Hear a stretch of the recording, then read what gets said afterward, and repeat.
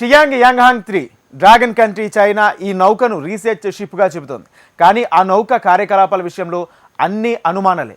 భారత్ ఎలాంటి missiles test నిర్వహించినా Hindu మహాసముద్రంలో entry ఇవ్వడమే అందుకు కారణం.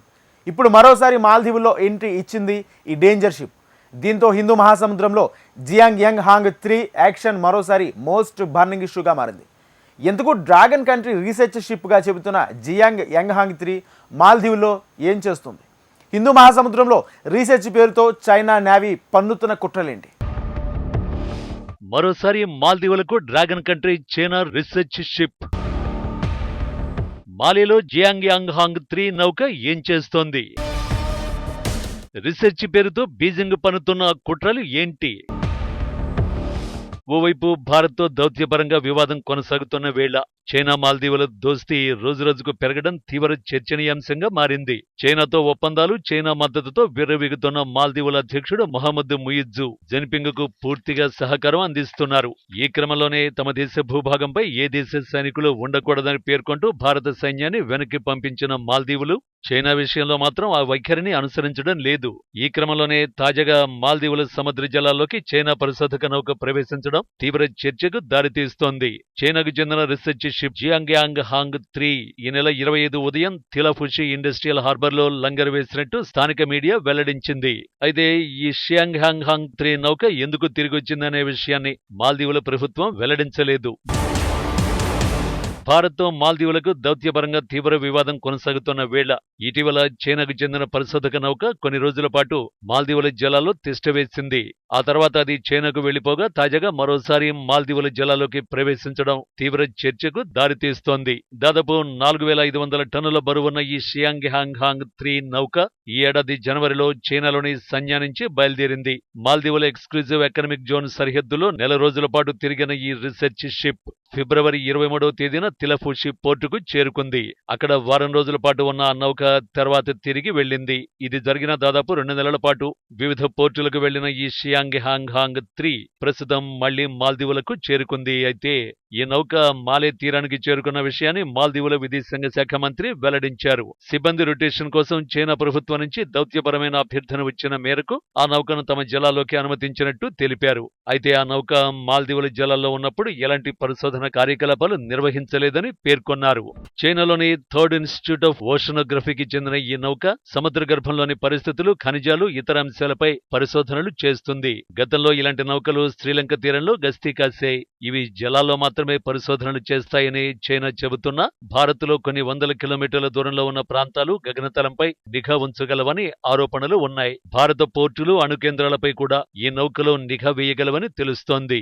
మాల్దీవుల్లో చైనా తిష్టవేయడం భారత్కి అంత మంచిది కాదు. మాల్దీవులు మన లక్షద్వీపుల్లోని మినికాయ్ ద్వీపానికి కేవలం 70 నాటికల్ మైళ్ల దూరంలో, ప్రధాన భూభాగానికి 300 నాటికల్ మైళ్ల దూరంలో ఉంది. ఈ మార్గం నౌక రవాణాకు కీలకంగా ఉంది. దీంతో దీనిపై ఆధిపత్యాన్ని పెంచుకోవాలని చైనా భావిస్తోంది. ఇప్పటికీ ఈ మార్గాన్ని భారత్ నిర్వహిస్తోంది.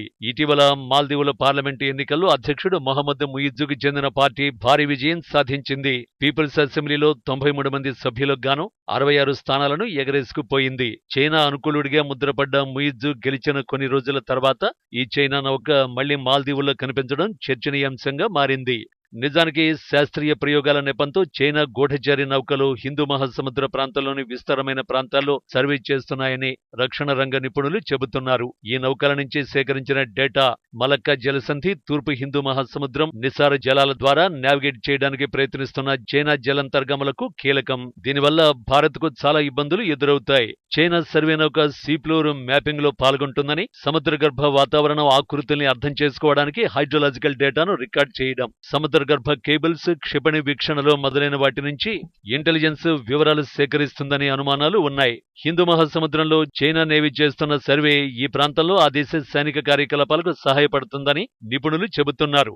మరోవైపు విదేశాంగ మంత్రి జైశంకర్ సైతం గత 20-25 ఏళ్లుగా హిందూ మహాసముద్రంలో చైనా నావికాదళ ఉనికి క్రమంగా పెరుగుతోందని గతంలో ప్రకటించారు. చైనా నేవీ పరిమాణంలో చాలా వేగంగా పెరుగుదల ఉందని చెబుతూ పాకిస్తాన్లోని గ్వాదర్, శ్రీలంకలోని హంబన్ తోటలో చైనా ఓడరేవు నిర్మాణం నిర్మాణాన్ని ఉదహరించారు. దక్షిణాసియాలో చైనా నిర్వహిస్తున్న 3 నౌకాశ్రయాలు బంగ్లాదేశ్లోని చిట్టగాంగ్, శ్రీలంకలోని హంబంటోట, పాకిస్తాన్లోని గ్వాదర్లను ఇండియా చుట్టుముట్టే మృత్యు త్రిభుజం అని పిలుస్తారు.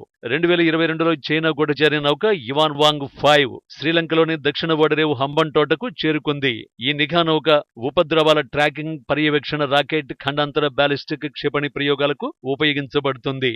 ఇవాన్ వాంగ్ నౌకను చైనా పీపుల్స్ లిబరేషన్ ఆర్మీకి చెందిన స్ట్రాటజిక్ సపోర్ట్ ఫోర్స్ నిర్వహిస్తుందని అమెరికా రక్షణ మంత్రిత్వ శాఖ పెంటగాన్ తెలిపింది. దీన్ని బట్టి డ్రాగన్ రీసెర్చ్ కుట్రలేంటో అర్థం చేసుకోవచ్చు. వాస్తవానికి భారత ప్రభావ పరిధిలో చైనా సర్వే నౌకలు సర్వసాధారణమయ్యాయి. హిందూ మహాసముద్రం అడుగు భాగంలో ఉన్న శిఖరంపై చైనీయులకు ప్రత్యేక ఆసక్తి ఉందని నివేదికలు సూచిస్తున్నాయి. ఈ శిఖరం హిందూ మహాసముద్రాన్ని పశ్చిమ, తూర్పు హిందూ మహాసముద్రంగా విభజిస్తుంది. జలాంతర్గామి కార్యకలాపాలకు ఈ శ్రేణి చాలా కీలకమని నౌకాదళ నిపుణులు చెబుతున్నారు. హిందూ మహాసముద్రంలో చైనా జలాంతర్గాములు తమ కార్యకలాపాలను పెంచుకోవడానికి దాని డేటా సహాయం చేస్తుంది. ఆగస్టు 2019లో చైనా సర్వే షిప్ బంగాళాఖాతంలోని పోర్ట్ బ్లేర్ కు తూర్పున 460 కిలోమీటర్ల దూరంలో ఒడ్డుకు వచ్చింది. అప్పుడు భారత యుద్ధ నౌకల హెచ్చరికలతో ఆ ప్రాంతాన్ని విడిచిపెట్టవలసి వచ్చింది. ఈ మానవరహిత గ్లైడర్లు నీటి అడుగున ప్రవాహాలు, నీటి లక్షణాలకు సంబంధించిన డేటాను సేకరిస్తాయి. ఆ డేటా ద్వారా సబ్మెరైన్లు శత్రు రాడాలకు చిక్కకుండా తప్పించుకునే వీలుంటుంది. మరోవైపు మాల్దీవుల ప్రతిపక్ష పార్టీ కూడా హిందూ మహాసముద్రంలో చైనా కుట్రల్ని బయటపెట్టింది.